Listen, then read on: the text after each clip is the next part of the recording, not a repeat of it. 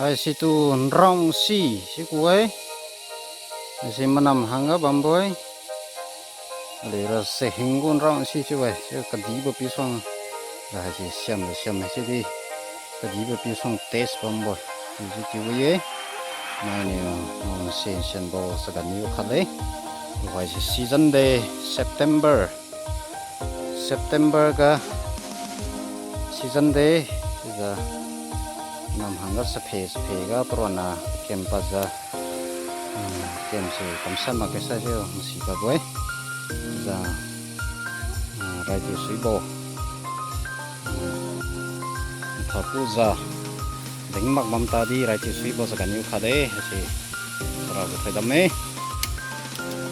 la keng ma me sa kan di lang da rai pa mi de rai pa bo si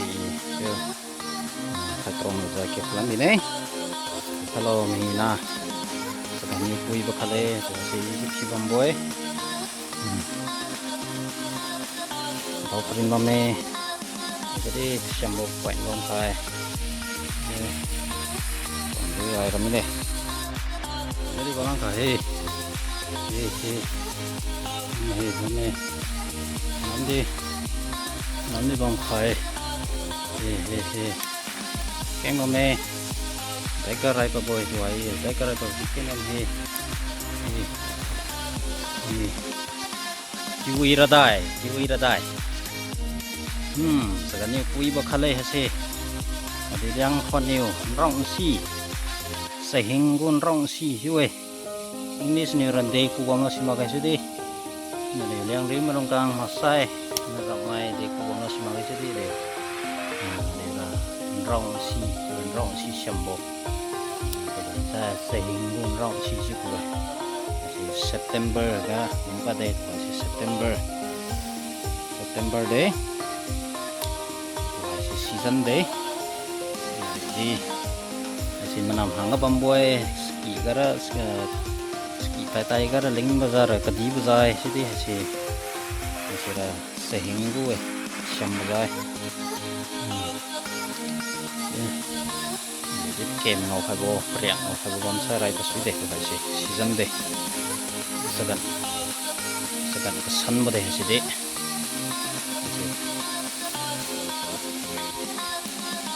pian di pungum di kem bang phai next time di rai transfer phai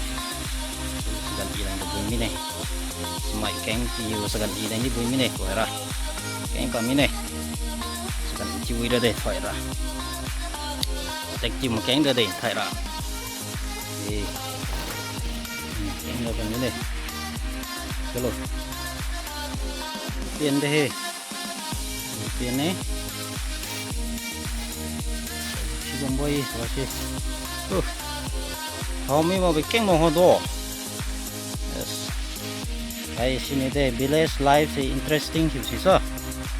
sekan ini peza bom kai sekan ini season peza season sih apa sih interesting city life lah sekan ini boring juga village kan ini sekan ini lain interest bamboy kan ini peza season saya za kami mau bikin mau kai pikolok hadi bang kai hey kami mau bikin son mambek sih village life ga interesting sih aku mau segan ini peza season saya za segan ini tahu sih interest bam deh city life lah segan new interest mage boring juga segan new se ciluan ini cilan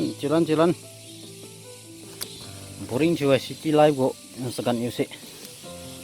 fresh pangam tadi segan new ani siapa tu tahu mage village garage mukot mata di lingmak tadi tak di tahu keng mame sepian ne tersun poke rong sie zakeng mame dingmak tadi lenium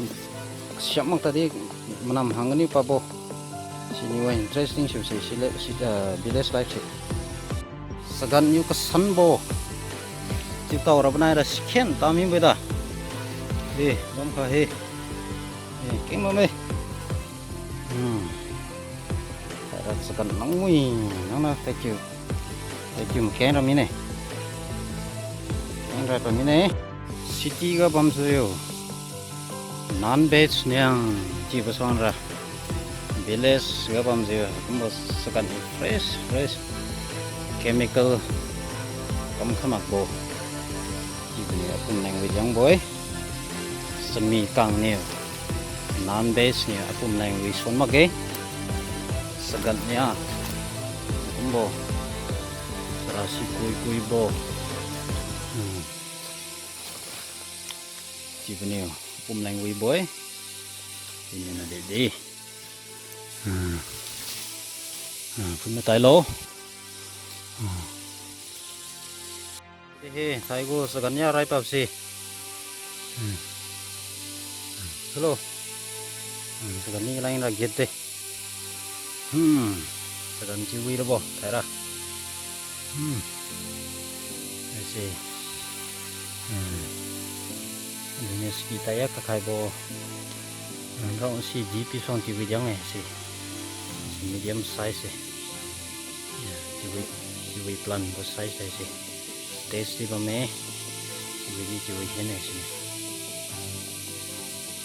ini serai pamit deh next time mai đi bom khai tiền mà tiền xem bộ xem dùn đi bom là mà ghé tiền đi kén tiền mà khai after 2-3 weeks sang saya raidan sih bộ bom khai thank you khi khai ra subscribe đi chụp lo share đi chụp lo đi sum badi